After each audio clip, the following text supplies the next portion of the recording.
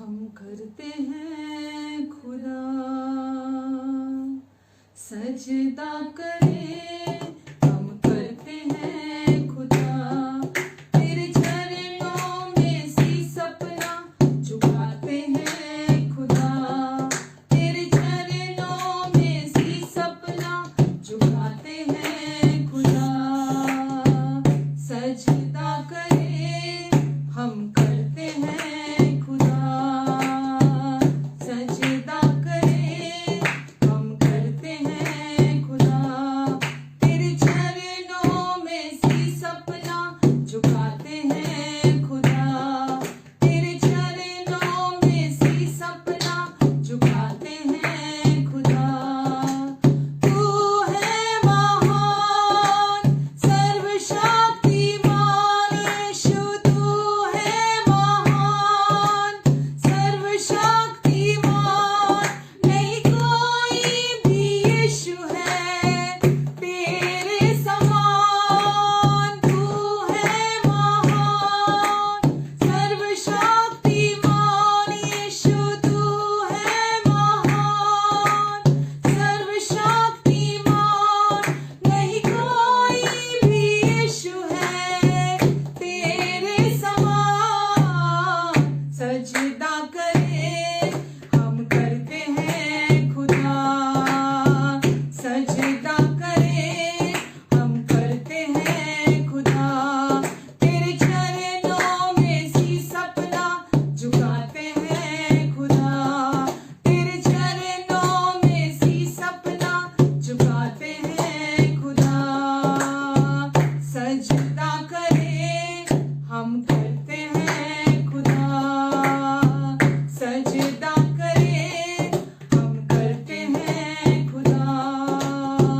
होठों पे तेरी बातें हो, मेरे दिल में तेरी बातें हो, होठों पे तेरी बातें हो, मेरे दिल में तेरी बातें हो।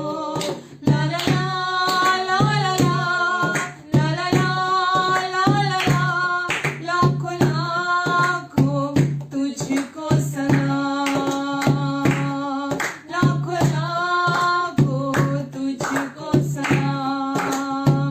सजदा करें हम करते हैं खुदा, सजदा करें हम करते हैं खुदा, तेरे चरणों में शीश अपना झुकाते हैं खुदा, तेरे चरणों में शीश अपना झुकाते हैं खुदा। सजदा करें हम करते हैं खुदा, सजदा करें हम करते हैं खुदा। मुझ में मसीह है तेरी जिंदगी, तू सवारे मुझे, मुझ में मसीह है तेरी जिंदगी, सवारे मुझे। तू सवारे, तू निहारे, तू संभाले मुझे, तू सवारे, तू निहारे, तू संभाले मुझे। मुझ में मसीह है तेरी जिंदगी, तू सवारे मुझे, मुझ में मसीह है तेरी जिंदगी, कहिए सवारे मुझे, मुझ में मसीह है तेरी जिंदगी, तू सवारे मुझे। तू सवारे, तू निहारे, तू संभाले मुझे, तू सवारे, तू निहारे, तू संभाले मुझे। मुझ में मसीह है तेरी जिंदगी, तू सवारे मुझे, मुझ में मसीह है तेरी जिंदगी, तू सवारे मुझे। सजदा करें हम करते हैं खुदा, सजदा करें हम करते हैं खुदा, तेरे चरणों में शीश अपना झुकाते हैं खुदा, तेरे चरणों में शीश अपना झुकाते हैं खुदा। तू है महान सर्वशक्तिमान यीशु, तू है महान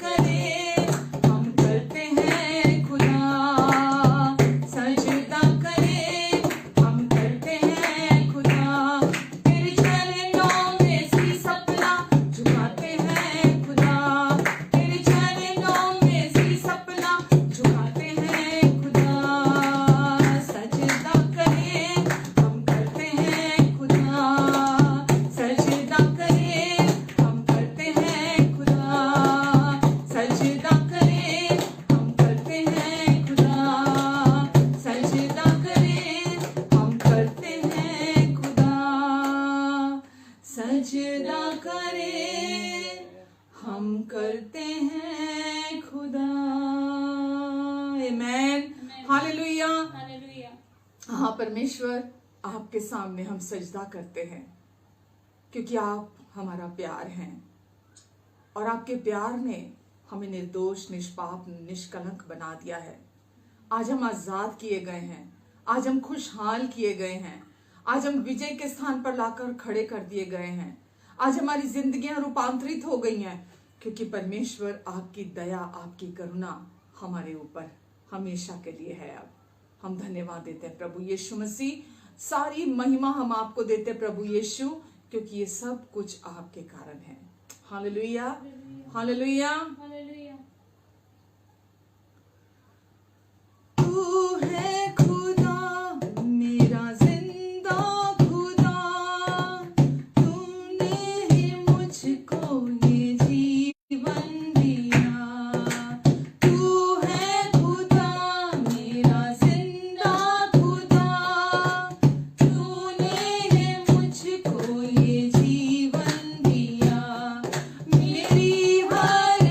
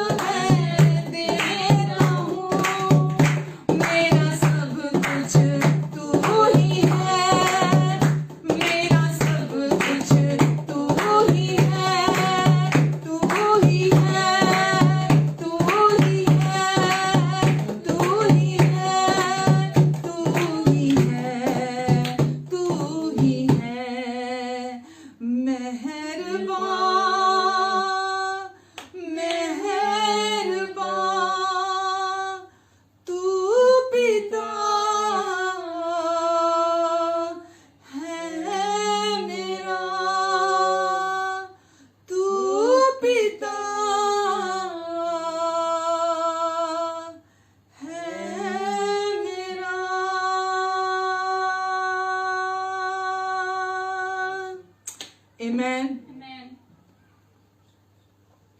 हाँ पिता, हम आपको धन्यवाद देते हैं। आप हमारे अब्बा पिता हैं, आप हमारे अब्बा पिता हैं, हमारे पिता हैं। हम आपसे बिलोंग करते हैं, हम आपसे संबंधित हैं।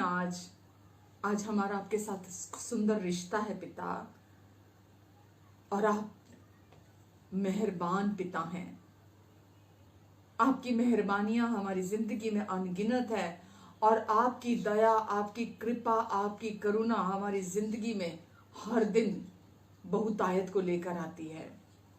आपकी करुणा और भलाई हर दिन हमारा पीछा करती है, क्योंकि आप दयालु और कृपालु पिता हैं।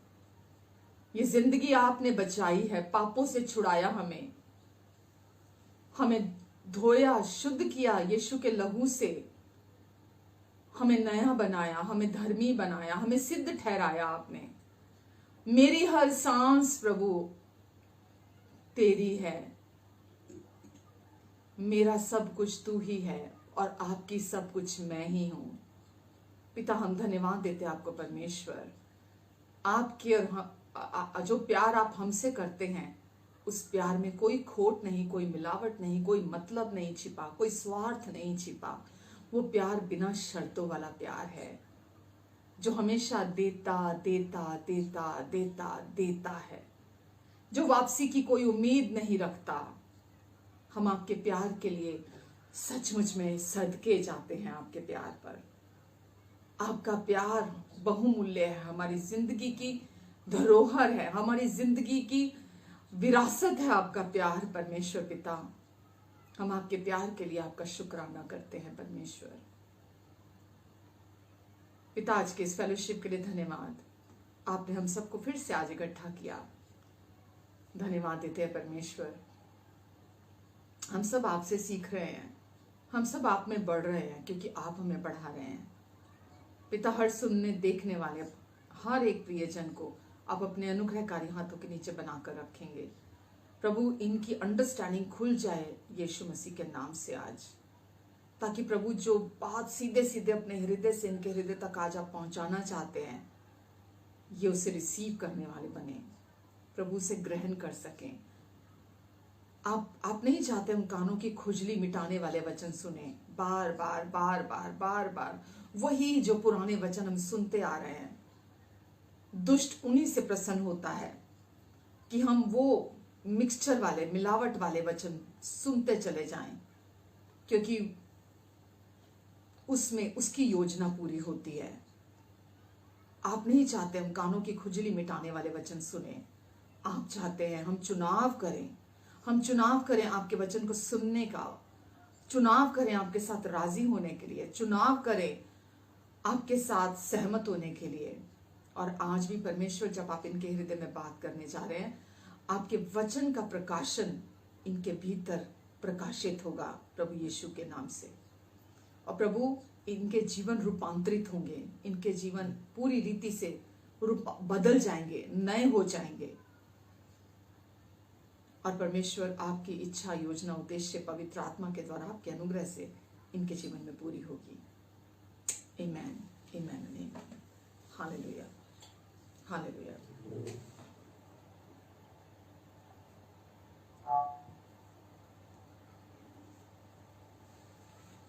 हालेलुया। कैसे हैं आप सब? थैंक यू हमारे साथ एक बार फिर से जुड़ने के लिए, एंड गॉड ब्लेस यू। मैं बहुत खुशी होती है मुझे आपको यहाँ पाकर, बहुत खुशी होती है कि आप हर बार आते हैं और आप हर बार परमेश्वर के वचन को पहला स्थान अपने जीवन में देते हैं। और यकीन जानिए, अगर आप परमेश्वर के वचन को हर बार सुनते हैं, पहला स्थान देते हैं, तो कोई भी चीज आपकी उन्नति और बढ़ोतरी होने से आपको रोक नहीं सकती।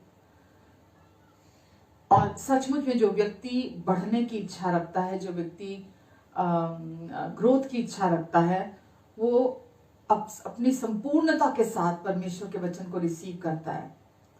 हर एक वचन नहीं, बल्कि वो वचन जो सुसमाचार का वचन है, जो प्रभु यीशु के अनुग्रह के सुसमाचार का वचन है। प्रभु के अनुग्रह के सुसमाचार को सुनने से हम प्रभु की पहचान में बढ़ते हैं और प्रभु की पहचान में बढ़ने से ही हमारी सही ग्रोथ होती है। आमेन। हम यीशु को साफ साफ पहचानने लगते हैं।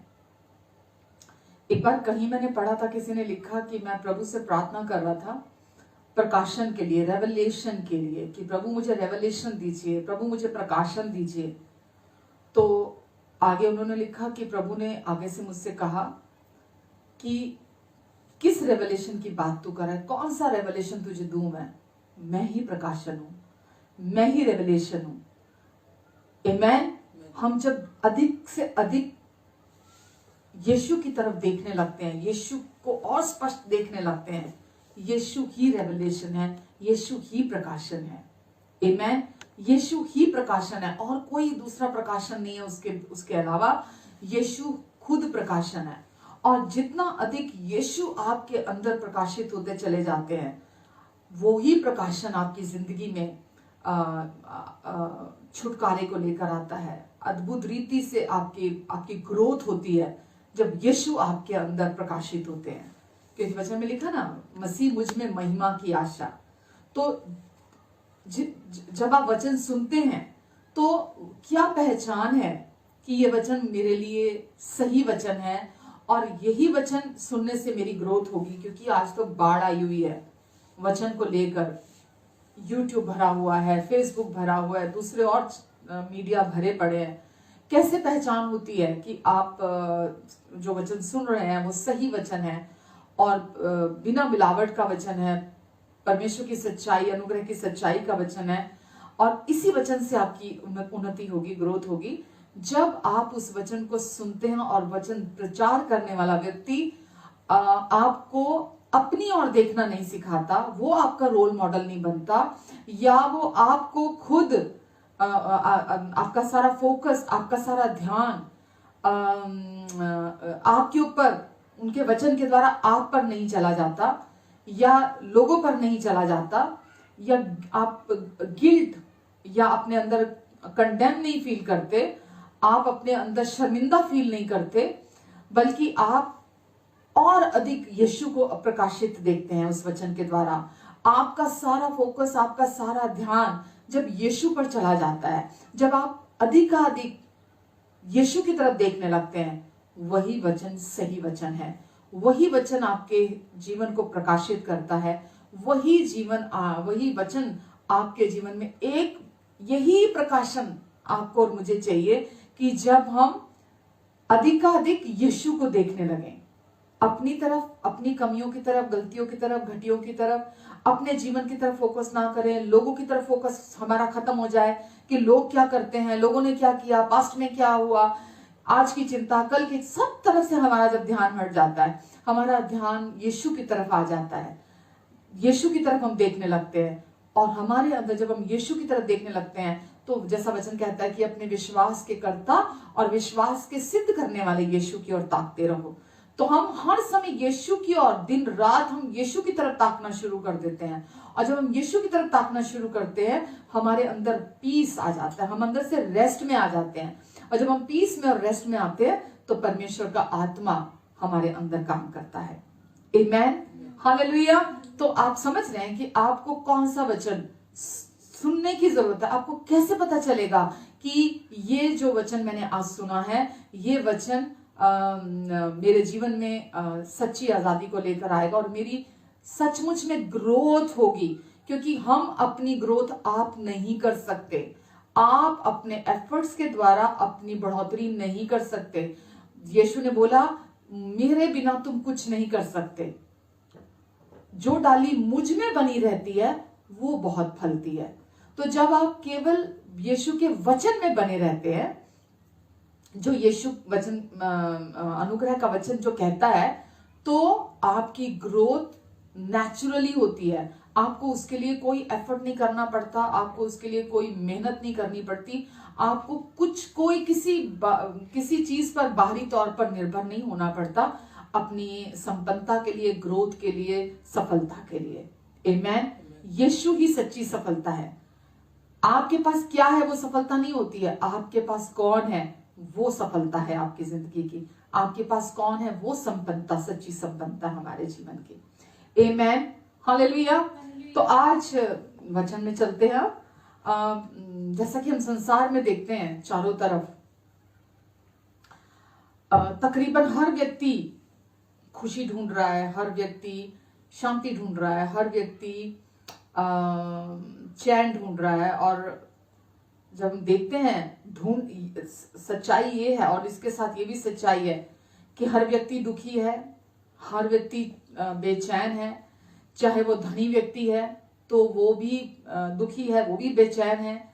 चाहे वो व्यक्ति जिसके पास बहुत धन नहीं है, निर्धन का मतलब ये होता है जिसके पास धन नहीं है, जिसके पास धन नहीं है वो भी दुखी है, वो भी बेचैन है।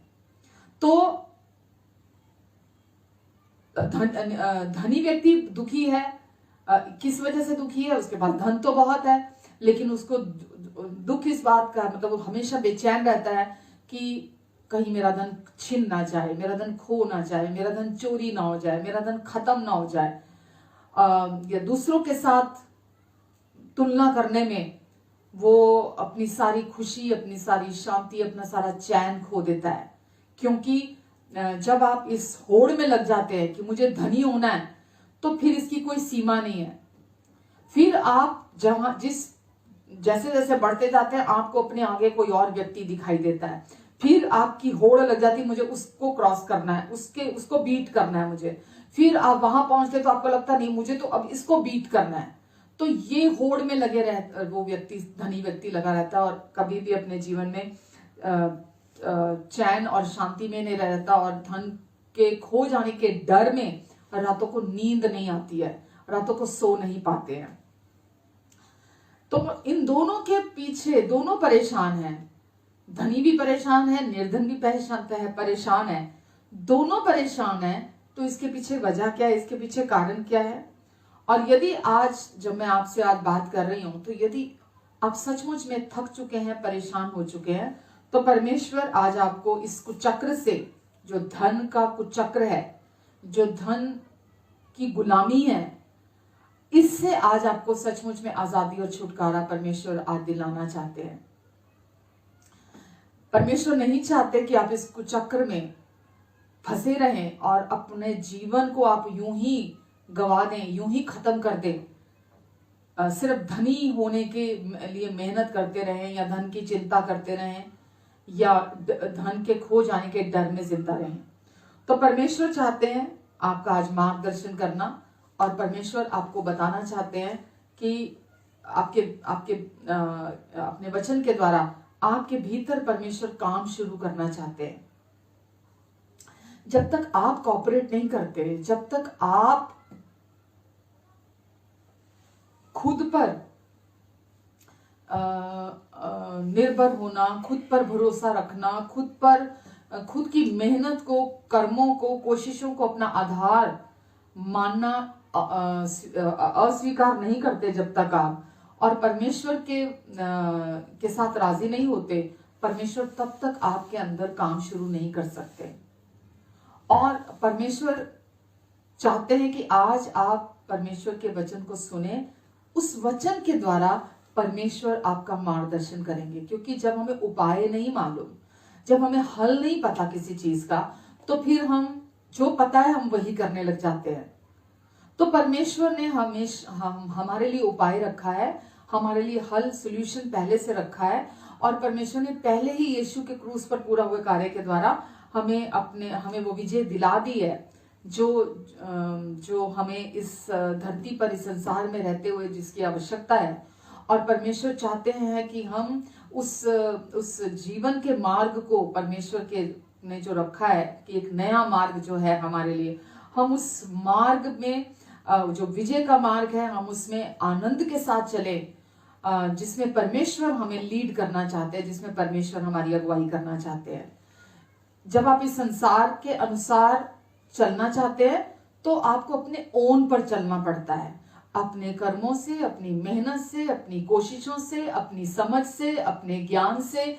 जब आप इस संसार के अनुसार चलना चाहते हैं, बिकॉज आपको पता नहीं है कि आपको क्या करना है, और जो आपने दुनिया के लोगों को, इस संसार के लोगों को करते हुए देखा है, हम भी उसी होड़ में शामिल हो जाते हैं और हम भी वही करने लगते हैं। कि मुझे केवल इस संसार में धन की जरूरत है, बस मुझे और कुछ नहीं चाहिए, तो फिर हम वो कैसे प्राप्त होता है हम उसकी होड़ में लग जाते हैं। वो और अधिक कैसे प्राप्त होता है हम उसकी होड़ में बने रहते हैं। तो परमेश्वर, जब हम परमेश्वर की बात करते हैं तो परमेश्वर ऐसे काम नहीं करते हैं। परमेश्वर बिल्कुल नहीं चाहते कि आप धन को अपना मालिक, धन को अपना स्वामी मानकर चलें।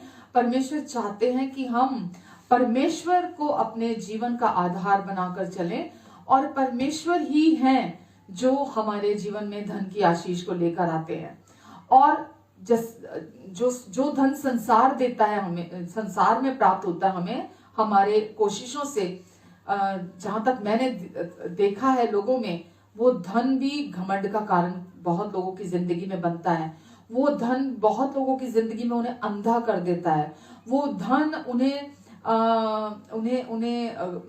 उनके जीवन में गलत चीजों को लेकर आता है, लेकिन अशांति को लेकर आता है, बेचैनी को लेकर आता है। लेकिन जब हम परमेश्वर का जो नया मार्ग है, जो परमेश्वर का रास्ता है, जब हम उस रास्ते के द्वारा उस रास्ते में चलते हैं, तो वो धन जो परमेश्वर से हमें प्राप्त होता है वो हमारी आंखों को खोल देता है। वो धन जब हमारे भीतर हमें प्राप्त होता है, जो परमेश्वर से आता है, उस धन के द्वारा हम स्पष्ट देखने लगते हैं, हम साफ देखने लगते हैं, और हम उसके गुलाम नहीं बनते उस धन के, बल्कि उसके द्वारा परमेश्वर को महिमा मिलती है हमारी जिंदगी से, और हम परमेश्वर के और करीब जाते हैं। संसारिक तौर पर मैंने बहुत लोगों को देखा है कि जब धन आ जाता है उनकी जिंदगी में, तो वो उनका जीवन जो है वो गलत चीजों की तरफ ज्यादा चला जाता है, और गलत चीजों में ज्यादा बढ़ने की वजह से वो ज्यादा धार्मिक बन जाते हैं, ज्यादा धर्म के काम करने लग जाते हैं। लेकिन मैं यहां बात आपसे कर रही हूं कि जब आप वो धन जो परमेश्वर हमें देते हैं, जब वो धन आप प्राप्त करते हैं अपने हृदय में, तो आप ना तो फिर खुद मतलब आप अपने जीवन में उस शांति को पा लेते हैं, संतुष्टि को पा लेते हैं, आप तृप्त हो जाते हैं अंदर तक। आपके अंदर वो भूख, वो प्यास इस संसार के साथ, वो जो मैंने बोला आपको अभी, होड़ में शामिल नहीं होते। आप उस दौड़ से बाहर आ जाते हैं। इस संसार की जो दौड़ है, दूसरों को खुश करना, दूसरों के सामने दूसरों की एक्सेप्टेंस देखते हैं। परमेश्वर भजन संहिता, जैसे मैंने अभी 16:11 पढ़ा कि तू मुझे जीवन का रास्ता दिखाएगा, तेरे निकट तेरी उपस्थिति में आनंद की भरपूरी है, और तेरे दाहिने हाथ में सुख सर्वदा बना रहता है। तो परमेश्वर की उपस्थिति में जीवन का मार्ग केवल परमेश्वर को पता है, और परमेश्वर की उपस्थिति में आनंद की भरपूरी है, और परमेश्वर के दाहिने हाथ में सुख हमेशा, परमेश्वर कहते बना रहेगा। तो परमेश्वर चाहते हैं कि हम परमेश्वर के मार्ग को जाने, ताकि उस सच्चे धन को जो केवल परमेश्वर से प्राप्त होता है, हम उस धन को उस धन के साथ हम आनंद पूर्ण जीवन जी सकें। आमेन। परमेश्वर हमारी जिंदगी में, जैसा मैंने अभी बोला, मुझे नहीं मालूम क्या रिकॉर्डिंग हुई है पहले, क्या नहीं हुई है, सब इंटरनेट की वजह से थोड़ा गड़बड़ हो गई है, बट दैट्स ओके। आप अगर इसमें से भी एक बात भी रिसीव कर लेंगे तो बहुत प्रभु के लिए बहुत बड़ी बात है। आमेन। तो परमेश्वर चाहते हैं कि हम धन के विषय में सीखें, धन की हैंडलिंग को सीखें कि धन की हैंडलिंग कैसे करनी है। क्योंकि अगर हम संसार के हिसाब से धन की हैंडलिंग करना और प्रभु के राज्य में धन को संभालना, दोनों बिल्कुल अलग बातें हैं। तो परमेश्वर चाहते हैं कि हम क्योंकि हम लोगों की जिंदगी में लोगों तक सुसमाचार की सेवकाई के लिए हम लोगों तक परमेश्वर का सुसमाचार लेकर जाएं। वो किसी भी तरीके से हो सकता है। तो लोगों की जिंदगी में सुसमाचार के बीज को बोने के लिए भी हमें धन की आवश्यकता पड़ती है, और परमेश्वर चाहते हैं कि हम प्रभावशाली बने और परमेश्वर का सुसमाचार लोगों तक पहुंचाएं। उसके लिए हमें धन के सेवक बनने की जरूरत है। तो जब हम संसार के हिसाब से देखते हैं तो वहां हम धन को अपने हिसाब से उसकी मैनेजमेंट करते हैं, लेकिन जब हम परमेश्वर के राज्य में होते हैं तो हम धन के सेवक बनकर परमेश्वर की सेवा करते हैं धन के क्षेत्र में। हालेलुया। लूका 16 का 10 और 11 में हमने अभी देखा था, यीशु ने कहा यदि हम धन के साथ विश्वास योग्य नहीं है, जो यानी कि जो थोड़े से थोड़े में सच्चा है, जो थोड़े से थोड़े में सच्चा है, थोड़े से मतलब मनी के एरिया में, पैसे के क्षेत्र में, धन के क्षेत्र में जो थोड़े से थोड़े में सच्चा है वह बहुत में भी सच्चा है, और जो थोड़े से थोड़े में अधर्मी है वह बहुत में भी अधर्मी है। इसलिए जब तुम अधर्म के धन में सच्चे ना ठहरे तो सच्चा धन तुम्हें कौन सौंपेगा।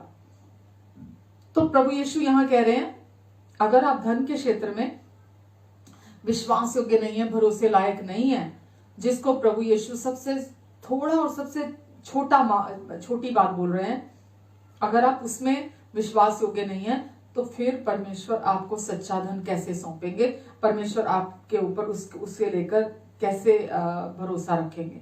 तो सबसे प्रथम हमें अपना विश्वास परमेश्वर को धन के क्षेत्र में दिखाना है।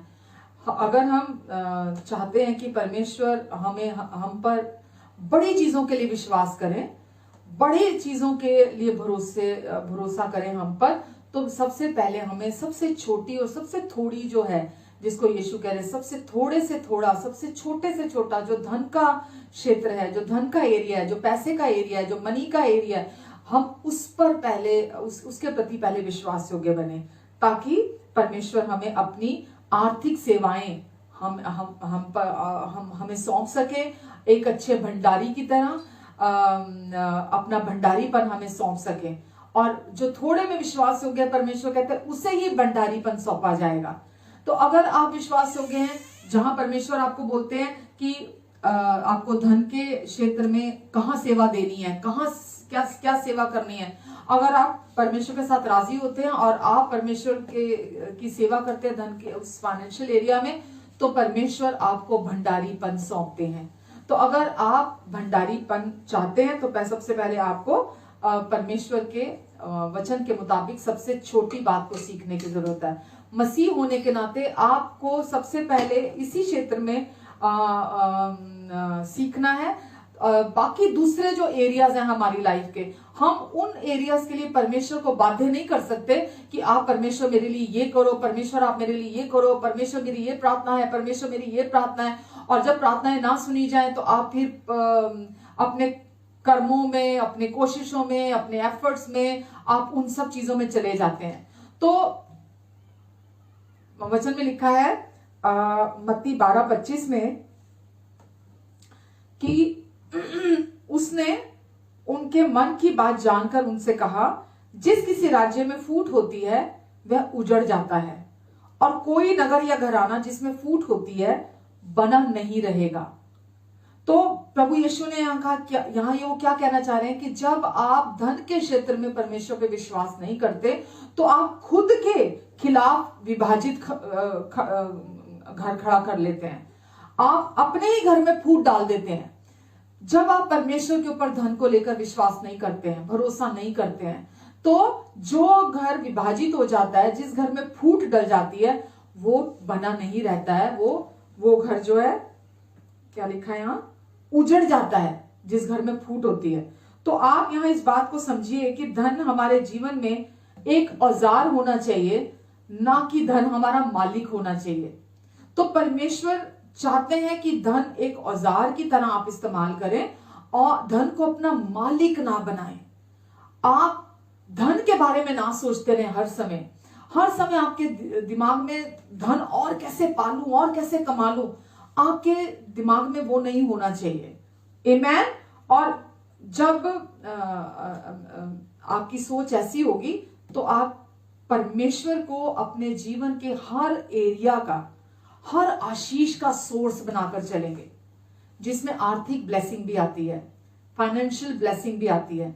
तो परमेश्वर आपके जीवन के जब आप, फिर से रिपीट कर रही हूं, जब आप थोड़े से थोड़े में, छोटे से छोटे में विश्वास योग्य हो जाते हैं, तो फिर परमेश्वर आपके जीवन के हर क्षेत्र के लिए आपका सोर्स बन जाते हैं। फिर आपको किसी भी अपने जीवन के किसी क्षेत्र की चिंता नहीं करनी पड़ती।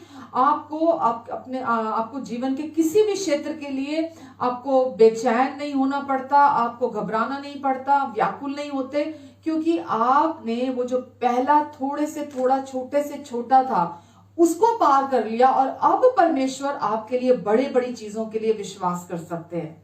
तो परमेश्वर आपको चाहते हैं कि आप ने हमें जो कुछ भी दिया है हम उसके सेवक बनकर परमेश्वर की सेवा करें। परमेश्वर ने हमें जो कुछ भी दिया है हम ये ना सोचे ये मेरा है, ये मैं इसका मालिक हूं, ये मैंने कमाया है, अब ये मेरा है, मैं इसे अपने ऊपर खर्च करूंगा, मैं इसे जैसा चाहूंगा मैं इस्तेमाल करूंगा, इस पर मेरा अधिकार है, सबसे पहला अधिकार मेरा है। उस धन पर आपका अधिकार नहीं है। वो धन के आप सेवक हैं और परमेश्वर उस धन के मालिक है। और परमेश्वर चाहते हैं आप एक अच्छे सेवक की तरह, एक अच्छे विश्वास योग्य सेवक की तरह आप परमेश्वर के धन की सेवा करें, धन के क्षेत्र में परमेश्वर के सेवक बनकर काम करें। याकूब 1:17 में लिखा है, जो कुछ हमारे पास है, जो हमारे पास धन भी है, तो आखिरकार वो किसका है? वो परमेश्वर का है।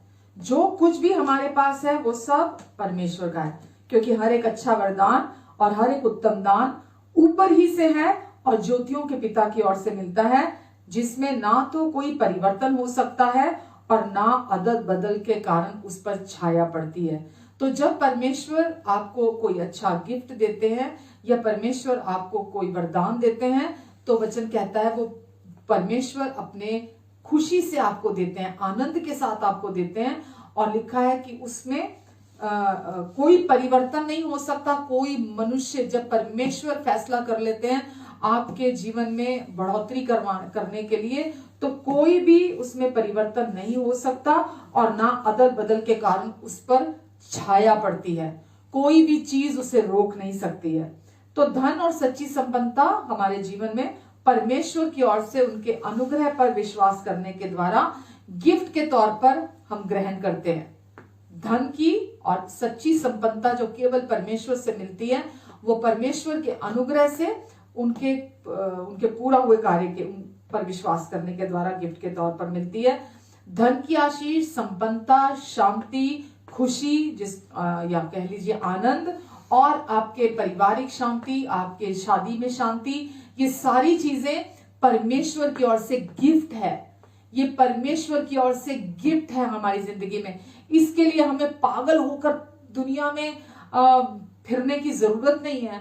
इसके लिए हमें पागल होकर हमें उस होड़ में शामिल होने की जरूरत नहीं है, क्योंकि ये सब कुछ परमेश्वर हमें अपनी आशीष से देते हैं। आमेन। परमेश्वर का वचन हमें बताता है कि परमेश्वर ने सब कुछ पर हमें अधिकारी ठहरा दिया है। हर चीज पर अब हमारा अधिकार है, हमारे पास अथॉरिटी है। धन के ऊपर भी परमेश्वर ने हमें अधिकार दे दिया है। परमेश्वर ने हर चीज के ऊपर हमें अब अधिकारी बना दिया है। उत्पत्ति 1:26 जब आप पढ़ते हैं, परमेश्वर ने वहां कहा, आओ हम मनुष्य को अपने स्वरूप के अनुसार अपनी समानता से बनाते। जब परमेश्वर ने मनुष्य को बनाने का इरादा किया, मनुष्य को बनाने का फैसला किया और मनुष्य को बनाने लगे जब परमेश्वर, तो परमेश्वर ने कहा, आओ हम मनुष्य को अपने स्वरूप के अनुसार अपनी समानता में बनाएं। और क्यों बनाएं? ताकि मनुष्य समुद्र की मछलियों, आकाश के पक्षियों, घरेलू पशुओं और सारी पृथ्वी पर और सब रेंगने वाले सब जंतुओं पर जो पृथ्वी पर रेंगते हैं अधिकार रखे। परमेश्वर ने सब कुछ, जो कुछ भी इस पृथ्वी पर है, उसके बारे में हमें बताया कि परमेश्वर ने मनुष्य को उन सब के ऊपर अथॉरिटी बनाकर रखा है। सब कुछ के ऊपर हमें अधिकारी बनाकर रख दिया है। आमेन। और उत्पत्ति 2:7 अगर पढ़ते हैं तो वहां हम पढ़ते हैं कि हमारे लंग्स में जो ऑक्सीजन है, जो जीवन है, जो परमेश्वर की ज़ोए लाइफ है हमारे अंदर, हमारा जो अस्तित्व है उस ज़ोए लाइफ की वजह से, जो उस परमेश्वर के जीवन की वजह से, वो कहां से आया है? वो परमेश्वर से आया। उत्पत्ति 2:7 में लिखा है, और प्रभु परमेश्वर ने आदम को भूमि की मिट्टी से रचा और उसके नथनों में जीवन का श्वास फूंक दिया आदम को भूमि की मिट्टी से रचा और उसके नथनों में परमेश्वर ने अपने जीवन का श्वास फूंक दिया, और वो जो मिट्टी का पुतला था आदम, वो आदम जीवित प्राणी बन गया। उसके अंदर परमेश्वर ने अपने अपने जीवन को डाल दिया। परमेश्वर के जीवन को कहा जाता है ज़ोए लाइफ, ZOE, ज़ोए लाइफ। परमेश्वर का जीवन आदम के अंदर परमेश्वर ने डाल दिया। और परमेश्वर हमको जो हमें करना है उसको करने के लिए अधिकार तो दे दिया, अथॉरिटी दे दी परमेश्वर ने हमें सामर्थ्य देते हैं, हमें बुद्धि देते हैं, ताकि हम परमेश्वर की इच्छा को परख सके कि परमेश्वर की हर कदम पर क्या इच्छा है हमारे जीवन से। तो परमेश्वर हमें उस इच्छा को परखने के लिए हमें सामर्थ्य भी देते हैं, हमें अपनी बुद्धि देते हैं परमेश्वर, ताकि हम उसके अनुसार चल सकें। हम बेशक प्रतिदिन काम कर सकते हैं, हम काम करते हैं, लेकिन उन्नति और बढ़ोतरी केवल परमेश्वर की ओर से आती है। परमेश्वर ही हमें हर दिन ऊपर की ओर लेकर जाते हैं। आमेन। प्रेरितों 17:28 में लिखा है, क्योंकि हम उसी में जीवित रहते और चलते फिरते, हम उसी में जीवित रहते और चलते फिरते और स्थिर रहते हैं। हम परमेश्वर में जीवित रहते हैं, परमेश्वर में चलते फिरते हैं और स्थिर भी, स्टेबल भी हम परमेश्वर के वजह से ही रह सकते हैं। जैसे तुम्हारे कई कवियों ने भी कहा है कि हम तो उसी के वंश भी हैं, हम परमेश्वर के वंशज हैं, हम परमेश्वर से बिलोंग करते हैं। आमेन, आमेन। आज हम थोड़ा अब्राहम के जीवन से देखने वाले हैं कि अब्राहम को परमेश्वर ने आशीष दी, अपना फेवर दिया अब्राहम को, उसके कर्मों के कारण नहीं, अब्राहम के कर्मों के कारण नहीं, परमेश्वर ने अब्राहम को आशीष दी, फेवर दिया अपने अनुग्रह के कारण। आमेन, अपने अनुग्रह के कारण। उत्पत्ति 12 के 1 से 3 में पढ़ने जा रही हूं मैं। वहां लिखा है, परमेश्वर ने अब्राहम से कहा कि तू अपनी जन्म भूमि और अपने पिता के घर को छोड़कर उस देश में चला जा जो मैं तुझे दिखाऊंगा, और मैं तुझसे एक बड़ी जाति बनाऊंगा, मैं तुझे आशीष दूंगा, मैं तुझे आशीष दूंगा और तेरा नाम बड़ा करूंगा, और तू आशीष का मूल होगा, आधार होगा, जड़ होगा आशीष की, और मैं तुझे आशीर्वाद, और जो तुझे आशीर्वाद दे उन्हें मैं आशीर्वाद दूंगा, उन्हें मैं आशीष दूंगा, और जो तुझे कोसे उसे मैं श्राप दूंगा, और भूमंडल के सारे कुल तेरे द्वारा आशीष को पाएंगे। आमेन। अब्राहम को परमेश्वर, अब्राहम अन्य जाति से था, और परमेश्वर ने अब्राहम से कहा कि अब्राहम तू अपने जन्मभूमि को, अपने पिता के घर को छोड़कर उस देश में चला जा जो मैं तुझे दिखाऊंगा, और मैं तुझसे एक बड़ी जाति बनाऊंगा। सिर्फ एक तुझ अकेले से मैं एक बड़ी जाति बनाऊंगा, और तुझे मैं आशीष भी दूंगा, और तेरा नाम भी मैं बड़ा करूंगा, और तू आशीष का मूल होगा, और जो तुझे आशीर्वाद दे मैं उन्हें आशीष दूंगा, जो तुझे श्राप दे मैं उसे श्राप दूंगा, और भूमंडल के सारे कुल तेरे द्वारा आशीष पाएंगे। अब्राहम ने परमेश्वर से ये वचन सुना, परमेश्वर ने जो उससे बोला था, अब्राहम ने उसे सुना, और जब उसने सुना तो परमेश्वर हमें कहते हैं इब्रानी 11:6 में कि विश्वास बिना परमेश्वर को प्रसन्न करना अनहोना है, क्योंकि परमेश्वर के पास आने वाले को यह विश्वास करना चाहिए कि वो हैं, परमेश्वर हैं, और अपने खोजने वाले को प्रतिफल देते हैं। आमेन।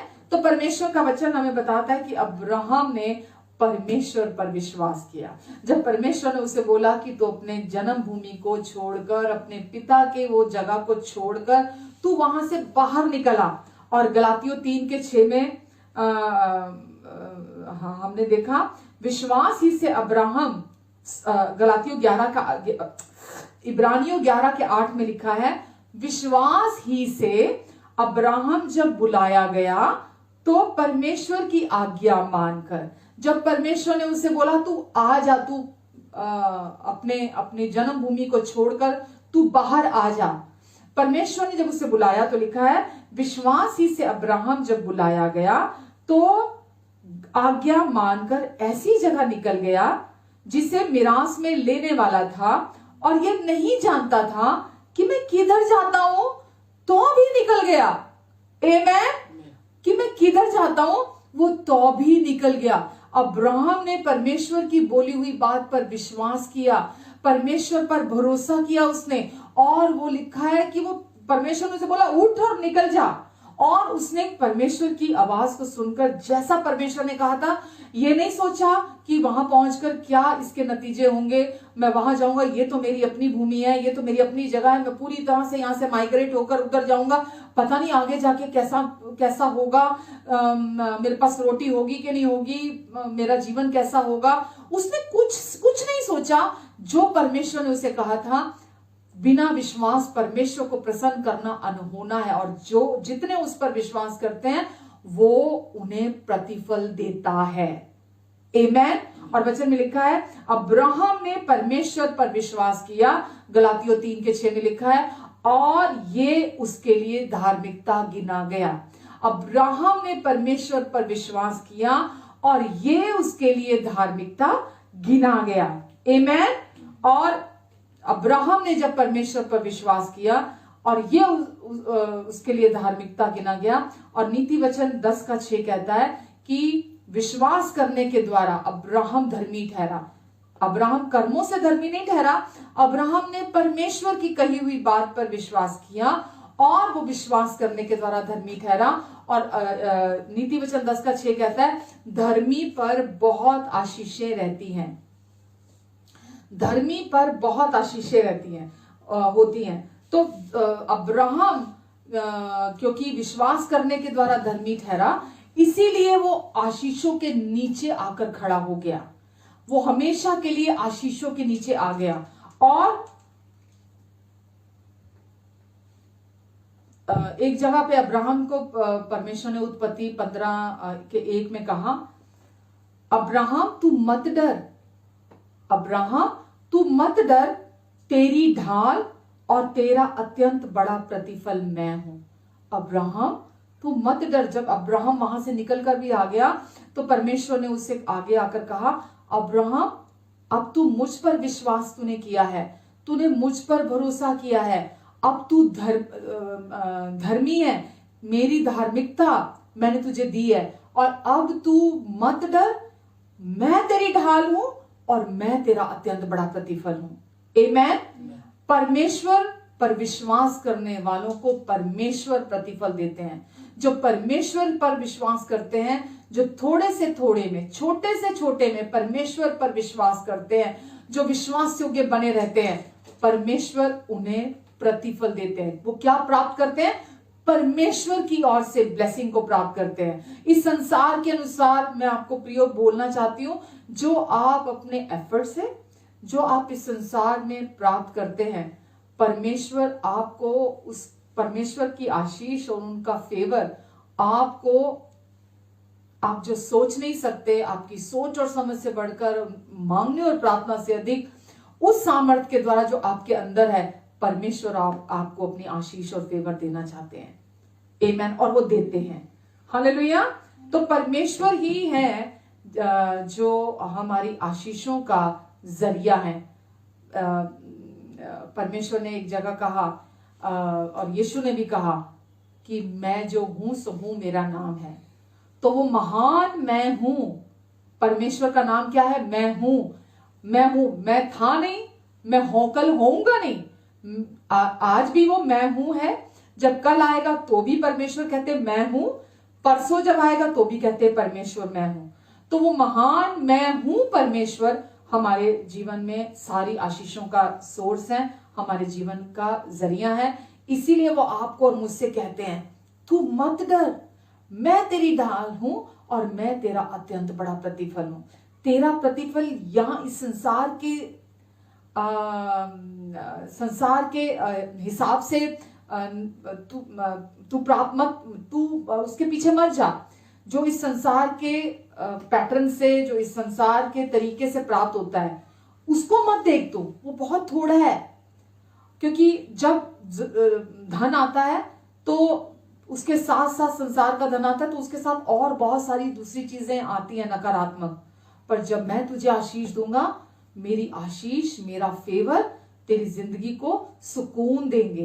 तेरे घर में सुकून, तेरी शादी में सुकून, तेरे बच्चों की लाइफ में सुकून, तेरी हेल्थ में सुकून, हर एरिया में सुकून देगी, हर एरिया में शांति देगी मेरी ब्लेसिंग तेरे को। आमेन। अब्राहम क्यों संपन्न हुआ? क्योंकि परमेश्वर की बोली हुई आशीष उसके ऊपर थी, और परमेश्वर ने जो उसके ऊपर आशीष बोली थी कि मैं तुझे आशीष दूंगा, जो धरती के कुल भी तेरे द्वारा आशीष को पाएंगे। जो कुछ परमेश्वर ने उससे बोला, उसने परमेश्वर की बात को सुनकर विश्वास किया, और जब उसने परमेश्वर की बात को सुनकर विश्वास किया, इसी विश्वास के कारण अब्राहम संपन्न हुआ। आमेन। परमेश्वर की आशीष उसके जीवन पर थी, इसलिए वो संपन्न हुआ। इसलिए वो नहीं कि वो अपने कर्मों से धनी हुआ, तो परमेश्वर की आशीष के कारण वो धनी हुआ। आमेन। इस संसार के में जब हम देखते हैं तो इस संसार के लोग उनका जो मार्ग है, उनको यह है कि मुझे मेहनत करनी है, मुझे कोशिशें करनी है, मुझे यही मेरा समय है, मुझे कड़ी मेहनत करनी है, मुझे धनी होने के लिए मुझे ही कुछ करना पड़ेगा। और वो सारा क्रेडिट खुद लेते हैं उस चीज का कि मैं सेल्फ मेड बंदा हूं, मैंने कमाया है, मैंने मेहनत की है, मैंने कोशिश की है, तो वो सारा क्रेडिट अपने ऊपर लेते हैं। लेकिन याद रखिए, धनी होना यह गारंटी नहीं देता कि वो व्यक्ति शांति में है, वो व्यक्ति आनंद में है, वो व्यक्ति परमेश्वर की भरपूरी में है, या संतुष्ट है, वो तृप्त है वो व्यक्ति अपने जीवन में। उस व्यक्ति के जीवन में आनंद है हर समय। परमेश्वर की जब आशीष आपके जीवन पर होती है तो परमेश्वर इन सारी चीजों की आपको गारंटी देते हैं। आमेन। आमेन।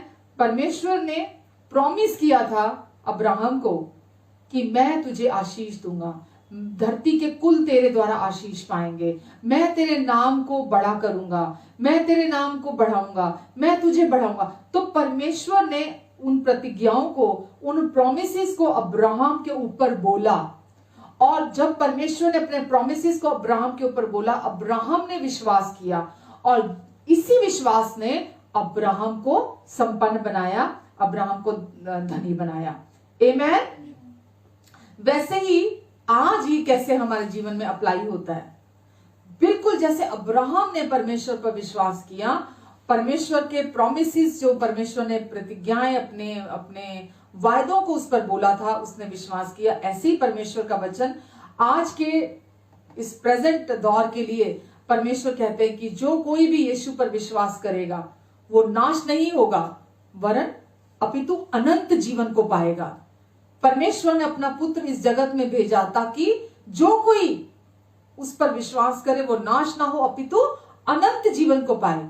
तो ये परमेश्वर का प्रॉमिस है जो परमेश्वर आपके ऊपर बोल रहे हैं। और परमेश्वर क्या चाहते हैं कि आप केवल यीशु पर विश्वास करें, क्योंकि जो भी कोई व्यक्ति यीशु पर और यीशु के क्रूस पर पूरा हुए कार्य पर विश्वास करता है कि यीशु ने क्रूस पर मेरे पापों की कीमत पूरी चुका दी है, और परमेश्वर ने यीशु को इसीलिए भेजा मेरे पापों की कीमत बनाकर, और यीशु ने मेरे पापों की कीमत चुकाई और मुझे अपनी धार्मिकता गिफ्ट के तौर पर दे दी, अपनी आशीष, अपनी ब्लेसिंग मुझे गिफ्ट के तौर पर दे दी। जो व्यक्ति भी विश्वास करता है परमेश्वर के प्रॉमिस पर, वो व्यक्ति आशीषों में और फेवर में चलता है परमेश्वर की।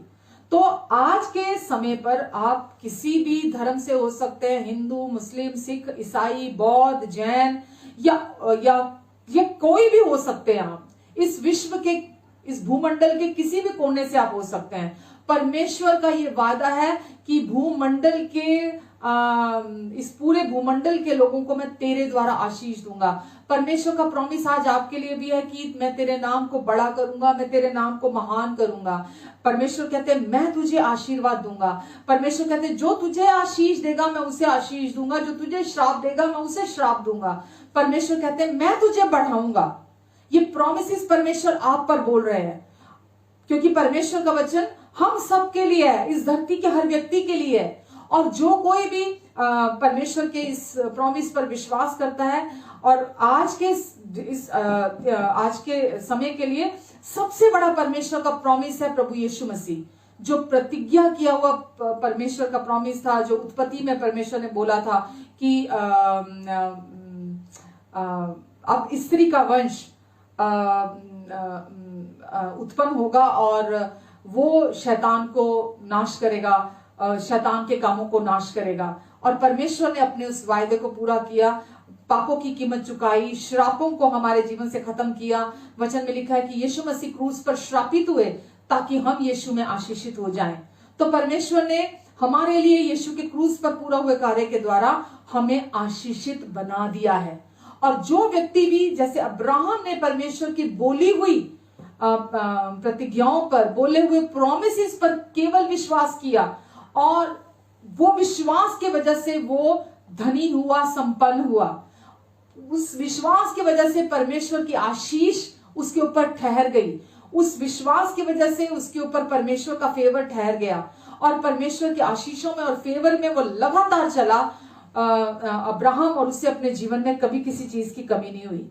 तो परमेश्वर आज भी आपके जीवन से क्या चाहते हैं कि आज आपको कुछ नहीं करना, पर आपके जीवन में परमेश्वर वो आशीषों को देना चाहते हैं जो कर्मों पर आधारित नहीं है, वो फेवर को देना चाहते हैं जो आपके मेरिट पर आधारित नहीं है। परमेश्वर आपको संपन्न बनाना चाहते हैं जो आपके मेरिट पर आधारित नहीं है। परमेश्वर आपको वो धन देना चाहते हैं जिससे आपके जीवन से हर एक कमी घटी दूर हो जाए, संतुष्टि आ जाए, तृप्ति आ जाए, भरपूरी आ जाए, और परमेश्वर के साथ आप सुंदर रिश्ते में हमेशा के लिए एक हो जाएं, और आपकी आंखें हमेशा प्रभु यीशु मसीह पर लगी रहें, ना कि किसी मनुष्य पर।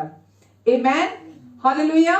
तो वचन में लिखा है इब्रानियों 6 के 13-14 में, और स्वर्गदूतों में से उसने किससे कब कहा परमेश्वर ने। हम सोचते हैं स्वर्गदूत हमसे बड़े हैं, स्वर्गदूत ज्यादा बड़े हैं, हम स्वर्गदूतों के नीचे आते हैं, स्वर्गदूत ज्यादा बड़े हैं। पर आप देखिए, हम परमेश्वर के पुत्र हैं, हम परमेश्वर के संतान हैं, हम परमेश्वर के लिए अनमोल हैं, बहुमूल्य से भी बढ़कर हैं। और यहां लिखा है, और स्वर्गदूतों में से उसने किससे कब कहा कि तू मेरे दाहिने बैठ, जब तक कि मैं तेरे बैरियों को तेरे पांव के नीचे की पीढ़ी ना कर दूं।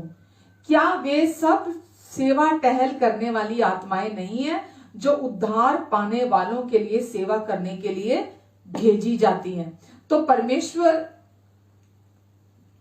जो व्यक्ति यीशु पर विश्वास करता है, उस व्यक्ति को अपने साथ स्वर्गीय स्थानों में दाहिने हाथ पर बिठाते हैं, और जो चीजें भी उनके अगेंस्ट में होती हैं, एक एक करके परमेश्वर उन सारे हारे हुए शत्रुओं को, चाहे वो गरीबी का शत्रु हो, चाहे वो कंगाली का शत्रु हो, चाहे वो कमी घटी का शत्रु हो, चाहे वो श्राप हो, चाहे वो जो कुछ भी हो, परमेश्वर बोलते हैं, बीमारी हो, कोई कमजोरी हो, किसी भी प्रकार का शत्रु आपकी जिंदगी में हो, परमेश्वर बोलते हैं कि तू मेरे दाहिने बैठ, और तब तक जब तक मैं तेरे शत्रुओं को, तेरे बैरियों को तेरे पांव के नीचे की पीढ़ी ना कर दूं।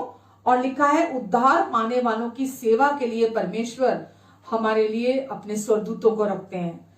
तो परमेश्वर, जो व्यक्ति परमेश्वर के उस संपूर्ण उद्धार पर विश्वास करता है, परमेश्वर की उस गिफ्ट में मिली हुई धार्मिकता पर विश्वास करता है, जो परमेश्वर के बिना शर्तों के प्यार पर विश्वास करता है, जो परमेश्वर की ब्लेसिंग्स पर, उनके फेवर पर, उनके प्रोमिसेस पर, जो हमारे कर्मों पर आधारित नहीं है, जो व्यक्ति उस पर विश्वास करता है, परमेश्वर उस व्यक्ति की जिंदगी को पूरी तरह से संभालते हैं। और परमेश्वर अपने प्रॉमिस को बोलते हैं कि तू मत डर, मैं तेरी ढाल हूं और मैं तेरा अत्यंत बड़ा प्रतिफल हूं। आमेन। और परमेश्वर अपने प्रॉमिस को हमेशा पूरा करते हैं, कभी नहीं तोड़ते हैं। और अब्राहम ने हमेशा वही किया। अब्राहम ने परमेश्वर पर हमेशा विश्वास करने का चुनाव किया, हमेशा परमेश्वर पर विश्वास किया, और यही विश्वास उसके लिए धार्मिकता गिना गया। और जब परमेश्वर की धार्मिकता को कोई व्यक्ति ग्रहण करता है, वो हमेशा के लिए परमेश्वर की ब्लेसिंग्स के नीचे आ जाता है, हमेशा के लिए परमेश्वर के फेवर को प्राप्त करता है। आमेन। आज मैं यही विराम लगाऊंगी और आशा करती हूँ कि आज आपने वचन को रिसीव किया है। कुछ बीच में गड़बड़ हुई, लेकिन अगर हमारा फोकस यीशु है, अगर सचमुच में हम सीख रहे हैं, हम सीखना चाहते हैं, तो कोई भी चीज हमें सीखने से रोक नहीं सकती, कोई बाधा, कोई रुकावट हमें सीखने से रोक नहीं सकती। तो आज के इस वचन के द्वारा परमेश्वर आज आपको बताना चाहते हैं कि परमेश्वर की ब्लेसिंग आपके कर्मों पर आधारित नहीं है। परमेश्वर की ब्लेसिंग आपके मेरिट पर प्राप्त नहीं होती है। परमेश्वर का फेवर आपके मेरिट से प्राप्त नहीं होता। परमेश्वर का फेवर अनमेरिटेड फेवर है, अनअर्न्ड फेवर है, जो कमाया नहीं जा सकता, जो आप खुद प्राप्त नहीं कर सकते अपने कोशिशों से, अपने कर्मों से। परमेश्वर पर विश्वास करने वालों, परमेश्वर पर भरोसा रखने वाले जो भी लोग हैं, वो बिना रुके 24/7 हमेशा के लिए उस पोजीशन में आ जाते हैं जहां वो परमेश्वर की ब्लेसिंग्स को रिसीव करते हैं। वो पोजीशनल है, वो आपके कर्मों पर आधारित नहीं है, वो पोजीशनल है। वो स्थिति पा लेते हैं आप, वो स्थान प्राप्त कर लेते हैं आप जहां से आपको कोई हिला नहीं सकता। जैसा कि अभी हमने याकूब 1:17 में पढ़ा कि हर एक अच्छा गिफ्ट, हर एक अच्छा वरदान ज्योतियों के पिता की ओर से है, जिसमें कोई परिवर्तन नहीं किया जा सकता, जिसमें कोई फेर बदल नहीं किया जा सकता और जिस पर कोई छाया नहीं पड़ सकती।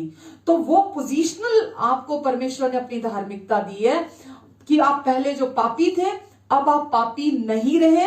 अब आप यीशु मसीह पर विश्वास करने के द्वारा परमेश्वर की धार्मिकता ठहरा दिए गए हैं। ये पोजीशनल धार्मिकता है, ये आपके कर्मों के द्वारा बदलेगी नहीं, इस पे कोई फेर बदल नहीं होगा, इसमें कोई परिवर्तन नहीं हो सकता, इस पर कोई छाया नहीं पड़ सकती। परमेश्वर ने डिसीजन ले लिया, परमेश्वर ने ये ठान लिया आपको आशीष देने के लिए, तो कोई भी उसे रोक नहीं सकता। तो अब जब आप यीशु पर विश्वास करते हैं, आप जब ये विश्वास करते हैं कि अब आप पापी नहीं रहे, अब आप धर्मी हैं, तो आप हमेशा के लिए पोजीशनल उस स्टेट में हैं जहां पर आप हमेशा के लिए इस जगह पर रिसीव करने के लिए परमेश्वर की ब्लेसिंग्स को आप जितनी रिसीव कर सकते हैं, आप परमेश्वर की ब्लेसिंग्स को रिसीव करते हैं। और परमेश्वर आपसे कहते हैं, तू मत डर, अब किसी से नहीं डरना। अब कोई कुछ भी कहीं से भी तुझे सुनने को मिले, तुझे दृढ़ खड़े रहना है। तू मत डर, क्योंकि मैं तेरी ढाल हूं। अब मेरी धार्मिकता तेरी ढाल है, मैं तेरी ढाल, और मैं ही तेरा अत्यंत बड़ा प्रतिफल हूं। दुनिया चाहे लाख तेरे सामने दरवाजों को बंद करने की कोशिश करे, मेरे खोले को कोई बंद नहीं कर सकता। परमेश्वर कहते हैं, जिस दरवाजे को मैं बंद कर दूं उसे कोई खोल नहीं सकता। श्राप के दरवाजों को परमेश्वर ने आपके लिए बंद कर दिया है।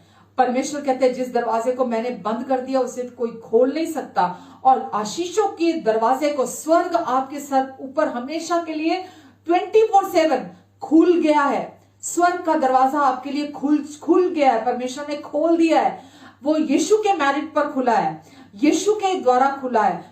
केवल विश्वासी जो विश्वास करते हैं यीशु मसीह की धार्मिकता पर, वो उन ब्लेसिंग्स को अपने जीवन में रिसीव करते हैं। तो जब आप यीशु की धार्मिकता पर विश्वास करते हैं, तो धर्मी परमेश्वर की आशीषों में, परमेश्वर के फेवर में चलते हैं। हालेलुया। धर्मी को परमेश्वर हर समय, भजन संहिता 5 में लिखा है, बस ये आखिरी वचन पढ़कर हम प्रार्थना करेंगे। भजन संहिता 5 में लिखा है, क्योंकि तू 5:12 में लिखा है, क्योंकि तू धर्मी को आशीष देगा। ये निश्चय है, ये कोई टाल नहीं सकता। क्योंकि तू धर्मी को आशीष देगा, हे प्रभु तू धर्मी को अपने अनुग्रह रूपी ढाल से घेरे रहेगा। आमेन। क्योंकि तू धर्मी को आशीष देगा, क्योंकि परमेश्वर का प्रॉमिस है कि वो आशीष देंगे, और तू धर्मी को अपने अनुग्रह रूपी ढाल से घेरे रहेगा। आमीन, आमीन, हालेलुया। तो आप धर्मी हैं यीशु मसीह पर विश्वास करने के द्वारा। हर दिन अपने आप को याद दिलाएं कि मैं पापी नहीं हूं, मैं यीशु मसीह पर विश्वास करने के द्वारा परमेश्वर की धार्मिकता हूं। जब आप बार बार खुद को ये याद दिलाएंगे, अपना मुंह खोलेंगे, आप इस वचन को बोलेंगे, आपके मन में इसकी छवि बन जाएगी इस वचन की। और जैसे जैसे आप बोलते चले जाएंगे वैसे वैसे इस वचन की छवि आपके अंदर बनती चली जाएगी, और वैसे वैसे आप अपनी इस पहचान, जो धार्मिकता की पहचान है, आप इसमें मजबूत होंगे, इसमें बढ़ते चले जाएंगे। और जितना अधिक आप परमेश्वर की इस धार्मिकता के गिफ्ट पर विश्वास करेंगे, उतना अधिक आप ब्लेसिंग्स में और फेवर में चलेंगे। आमीन। आइए प्रार्थना करते। पिता, हम आज के वचन के लिए आपको धन्यवाद देते। परमेश्वर, आप हमारे अच्छे पिता हैं, आप हमारे अच्छे पापा हैं, और आज आपने हमारी मदद की आपके वचन को सीखने के लिए, समझने के लिए, रिसीव करने के लिए। और आज जितने लोगों ने भी आपका वचन सुना है परमेश्वर, ये वचन पवित्र आत्मा के द्वारा यीशु के लहू से आपने इनके हृदयों में बोया है, और ये वचन 30 गुना, 60 गुना, 100 गुना फल लेकर आएगा। आमीन, आमीन, आमीन। हालेलुया। आइए प्रभु भोज लेते हैं। यदि आप प्रभु भोज लेना चाहते हैं तो वचन के अनुसार आप प्रभु भोज ले सकते हैं। कोई भी रोटी या कोई भी ब्रेड आप ले सकते हैं, और आप हमारे साथ, अगर आप यीशु के क्रूस पर और यीशु के क्रूस पर पूरा हुए कार्य पर विश्वास करते हैं, केवल यीशु पर विश्वास नहीं, यीशु के नाम पर और यीशु के क्रूस पर पूरा हुए कार्य पर विश्वास करते हैं, तो आप आज, चाहे आपने पहली बार आज ये सुसमाचार, ये गुड न्यूज, ये खुशखबरी सुनी हो कि परमेश्वर ने अब आपको पापी अवस्था से, स्थिति से धर्मी स्थिति में लाकर रख दिया है, तो आप प्रभु भोज लेने के लिए तैयार हैं। आमीन। आइए, अब वचन में लिखा है, यीशु ने रोटी ली और तोड़ी, कहा, ये मेरी देह है जो तुम्हारे लिए तोड़ी जाती है। यीशु ने अपनी पवित्र और सिद्ध देह हमारे पापों के लिए तोड़वाने के लिए दे दी, ताकि हमें अपने देह तोड़वानी ना पड़े। पाप श्राप लाते हैं, श्राप बीमारियां लाते हैं। बीमार व्यक्ति, बीमारी बनी रहे अगर, तो वो मृत्यु को लेकर आती है। तो प्रभु यीशु मसीह ने अपनी देह पहले ही तोड़वा दी, ये पूरा हो चुका है, ताकि आपको और मुझे कभी भी अपनी देह तोड़वानी ना पड़े। क्योंकि अब हम पापी नहीं है कि श्राप में बने रहें, और जब पाप नहीं तो श्राप भी नहीं। जब श्राप नहीं तो कोई बीमारी नहीं, कोई कमजोरी नहीं, कोई समय से पहले बुढ़ापा नहीं, और कोई मृत्यु नहीं आपके लिए और मेरे लिए। आमीन। आइए हम प्रभु की देह में से खाते हैं और इस प्याले में से पीते हैं, जो यीशु ने कहा, ये प्याला मेरी नई वाचा का लहू है, जो तुम्हारे पापों की क्षमा के लिए बहाया जाता है। मेरे क्रूस की मृत्यु को स्मरण करते हुए सदा ऐसा किया करना। तो यीशु ने क्रूस पर अपना लहू बहाया ताकि हमारे सारे पाप, पास्ट, प्रेजेंट और फ्यूचर के धुल जाएं, और हम नई वाचा के वारिस हो जाएं, कि परमेश्वर कभी हम पर क्रोधित नहीं होंगे। परमेश्वर कहते हैं, मैं तेरे अपराधों को फिर कभी स्मरण नहीं करूंगा और तेरे अधर्म के प्रति दयावंत रहूंगा। आमीन। परमेश्वर कहते हैं, मेरे इस प्रॉमिस पर विश्वास कर, जैसे अब्राहम ने विश्वास किया, ताकि तू मेरी आशीषों में और मेरे फेवर में चल सके। आमीन। आइए हम प्रभु के इस प्याले में से पीते हैं। हालेलुया।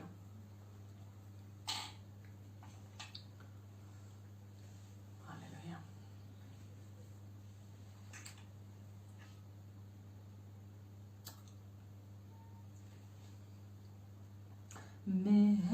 मेहरबान, मेहरबान तू खुदा है मेरा।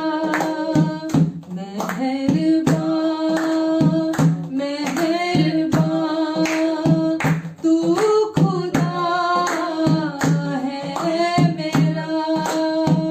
तू खुदा है मेरा। जिंदगी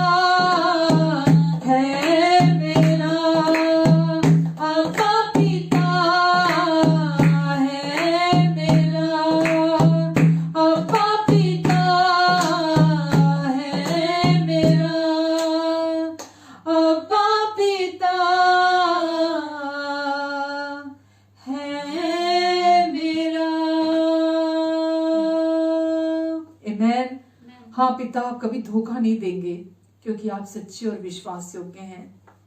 हम आपको धन्यवाद देते हैं पिता। आप चाहते हैं हम आप पर विश्वास करें, आप पर भरोसा रखें कि क्योंकि आप विश्वास योग्य हैं, आप सच्चे हैं और आप कभी नहीं बदलेंगे, आप कभी धोखा नहीं देंगे। परमेश्वर, जितनों ने आपकी ओर मुंह किया सबने ज्योति पाई, किसी के मुंह को आज तक आपने काला होने नहीं दिया।